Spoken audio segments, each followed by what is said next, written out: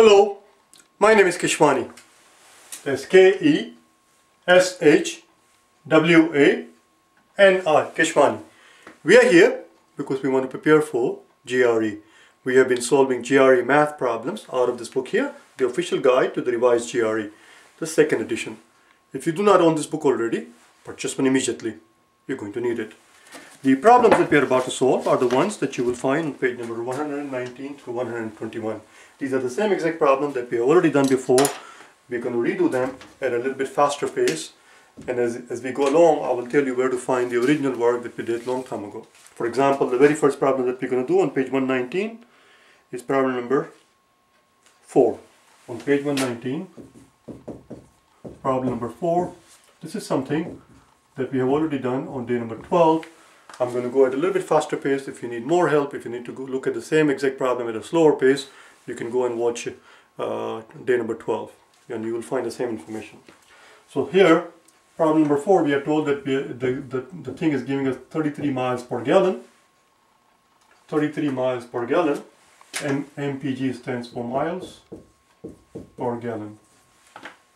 We are told that the price of the gasoline is $2.95 per gallon, which is same as approximately $3 per gallon. And we're going to drive 350 miles. 350 miles is approximately 330 miles. Because we're looking for an approximate answer. If it's 330 miles and it gives us 33 miles per gallon, that tells us that we're going to burn, this tells us that we will burn, or we will consume about 10 gallons. Of course, in reality, it's a little bit more than 10 gallons because we're going 350 miles, not 330. And since the gasoline costs $3 per gallon, therefore the cost of the gasoline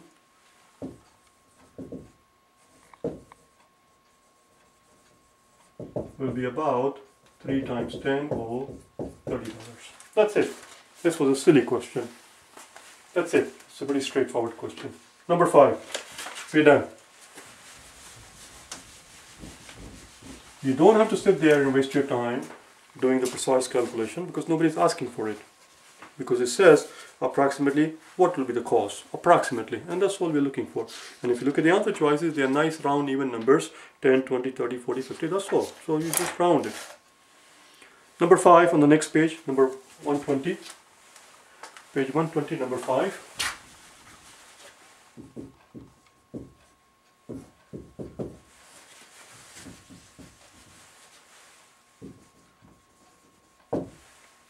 We have 60 beans. We are told that 22 of them are white, 18 are green, 11 are yellow, 5 are red, and 4 are purple. What are the odds?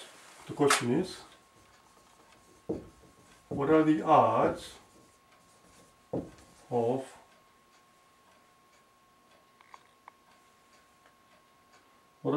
choosing one that is, what are the odds of choosing one that is neither red nor purple? What are the odds of choosing one, being it random? If we were to choose one bean at random out of these 60 beans, question is, what are the odds that we'll end up choosing one that is neither red nor purple? Let's see how to phrase it. If a jelly bean is to be chosen at random, what is the probability that the jelly bean will be neither red nor purple? So let's find out how many red and purple there are. There are 9 red.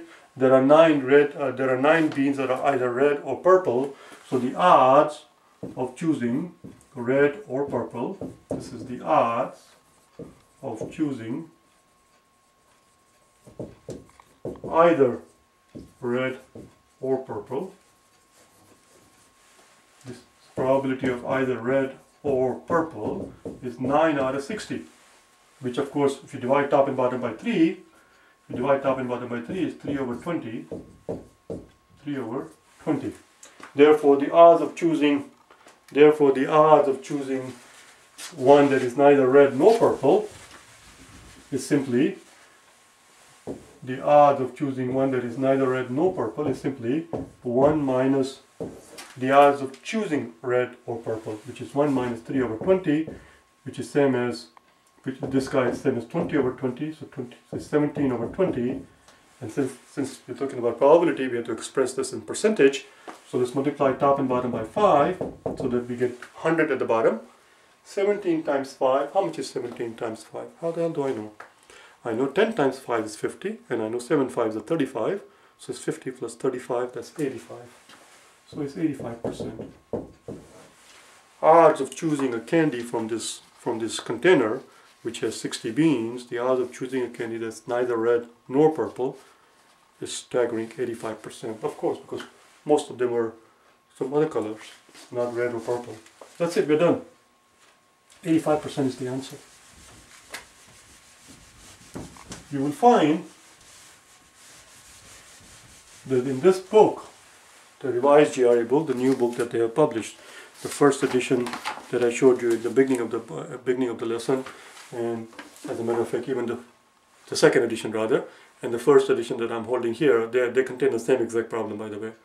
You will see that, you will notice that the problems are all mixed up. They are not arranged in any kind of sort of systematic way of order of difficulty. They are all mixed up. Some of the problems are very silly, and some of them are very challenging. This was one of the silly ones. It was too straightforward. The answer was 85%. Let's move on then. Which of the following numbers have a product that is between -1 and 0? We're looking for a product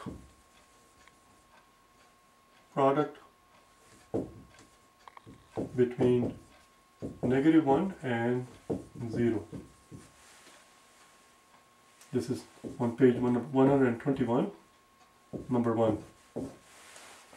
And the numbers that are given to us are -20, in B we have -10, and in C we have 2 raised to -4, and in D we have 3 raised to -2, and so forth.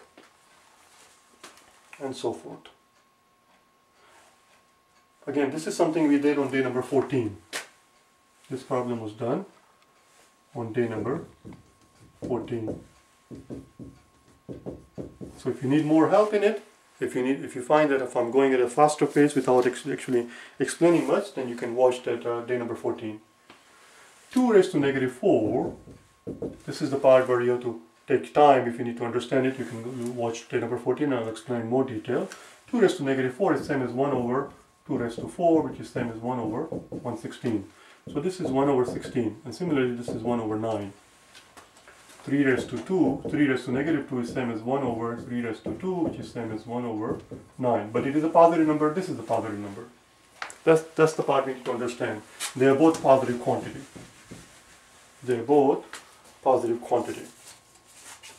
The first thing we notice is that the product of answer choice A and B will be positive, because this is a negative quantity.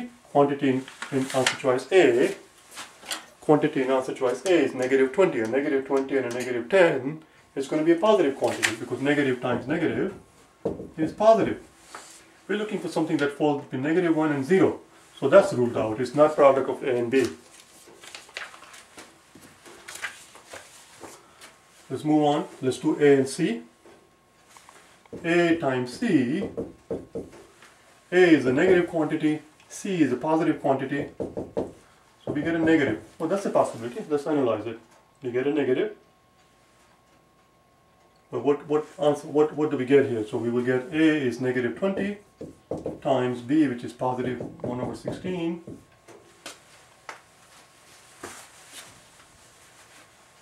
Positive 1 over 16 times -20 is going to give us -20 over 16, which is same as negative. Divide top and bottom by 4. Divide top and bottom by 4, 20 becomes 5, and so -5/4.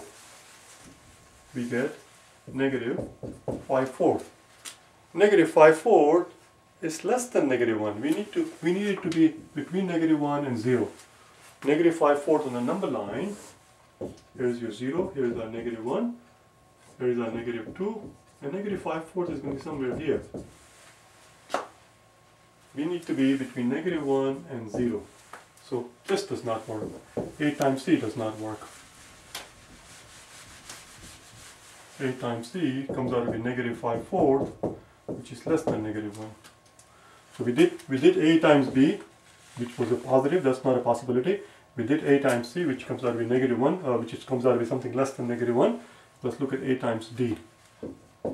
A times D is going to give us negative 20 times 1 over 9, which is negative 20 over 9, which is, can we reduce it? Negative 20, A times D.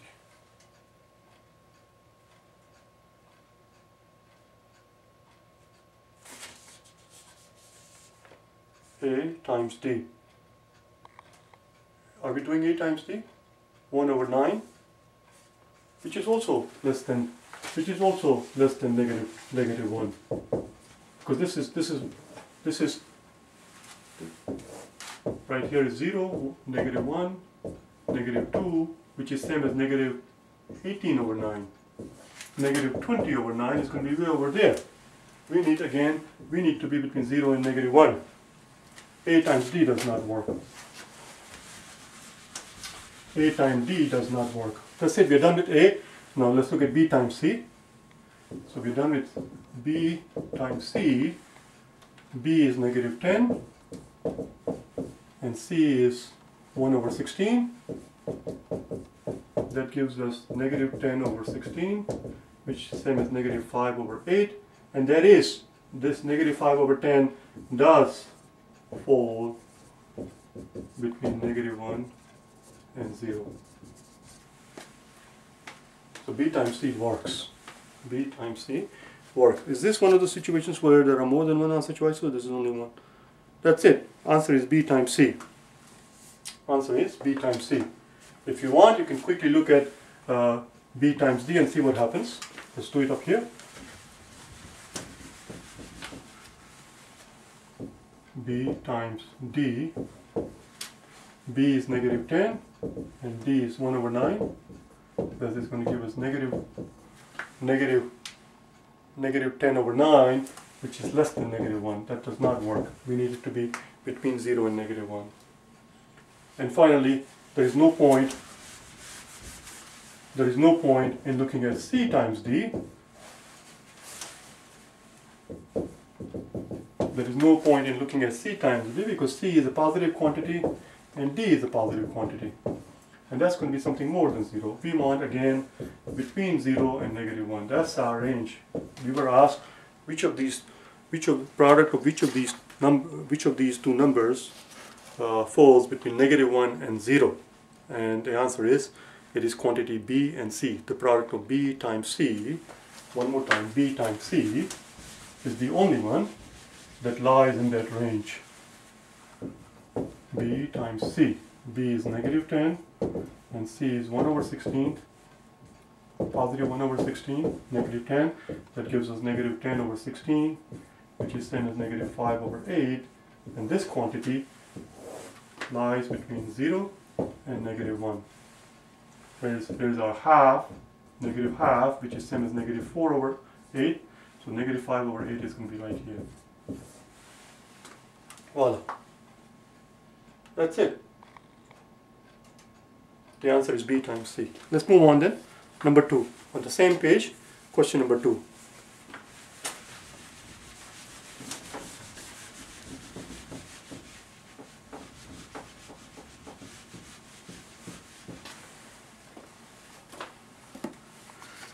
The next problem is also something that we did on day number 14. And the question here is, which of the following integers are multiples of both 2 and 3? Multiples of both 2 and 3.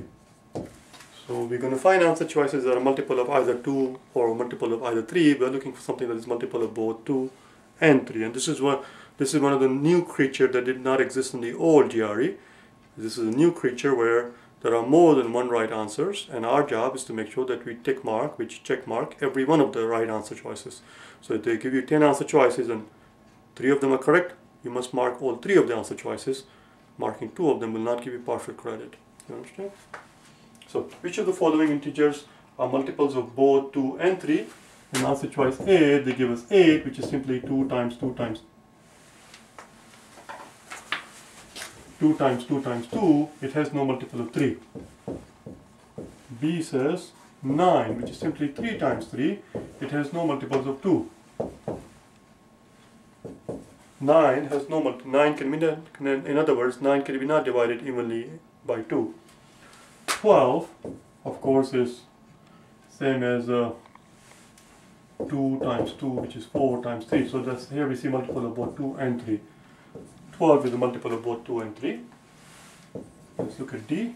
D is 18. Again, 18 can be written as 2 times 9, which is same as 2 times 3 times 3. It is multiples of both 2 and 3. This is one of the easy questions, as you can see. Let's look at E. Answer choice E, we are given 21, which is simply a product of two prime numbers, 3 and 7. We do not have 2. We do not have 2. We have 3, but no 2, because it's not an even number. And F is 36, which can be written as 2 times 18, which can be written as 2 times 9, which is same as 2 times 2 times 3 times 3. As you can see, it's a multiple of both 2 and 3. So F works. So the correct answer choices, among the answer choices that they give us, among the 6 answer choices that they give us, turns out 3 of them are right answers, and they are C, D, and E. C, D, and F. E was 21. 21 did not work. E, C, D, and F are the correct answer choices. That's it. Let's see what we have on the next page. The problem that you see on the next page is a very interesting problem. Let's talk about it for a second. I'm done with it here.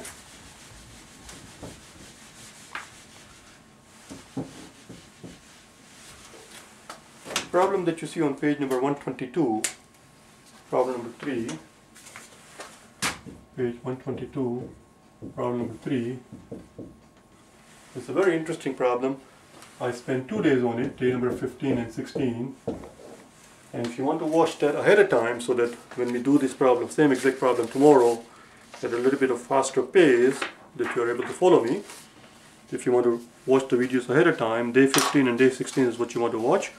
It's an interesting problem because it requires some thinking. Like I told you before, all the questions in this book, they are all mixed up together. They go from sublime to ridiculous. This problem that we're just talking about. Number 3 is an example of something that is sublime, something that is beautiful, something that is elegant. And then they go all the way to silliness, which are problems like the ones we just finished, where they're asking us which of the following numbers are multiples of both 2 and 3, which is childish. So they go from one extreme to the other. So from a problem that is very easy to the problem that is a little challenging, or in some cases, very challenging. I'll see you tomorrow, okay? When we'll do this problem, okay? Bye now.